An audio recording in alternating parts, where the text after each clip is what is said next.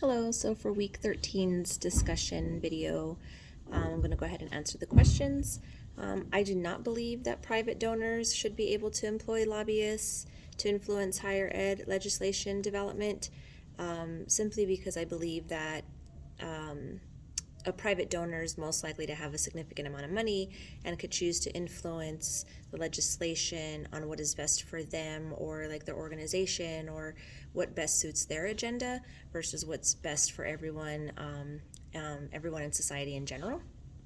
And I do not believe that the Gates Foundation can best represent the needs of higher ed today, because after reading the article that was provided, it seems that they have an agenda to focus on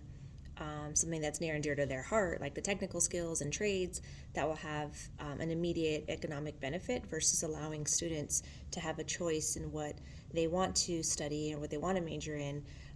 if they're getting government funding. And I believe that private donor influence can have a negative impact on at-risk communities because those communities do not have equitable access to quality education right now, and the lack of funding for these communities just isn't possible for them to hire lobbyists to fight for them to have access to that quality education.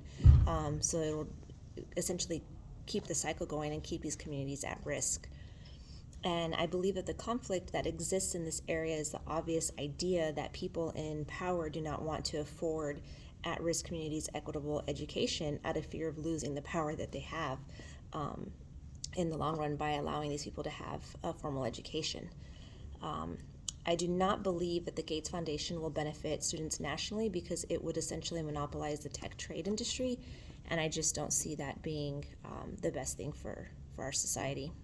And I believe that private donors have the ability to get higher education institutions to work on their agenda and not necessarily always the best interests of the students in mind. It could have a negative effect on students because their needs and wants aren't necessarily having the ability to be met. So that's my opinion for this week's discussion. Thanks for listening.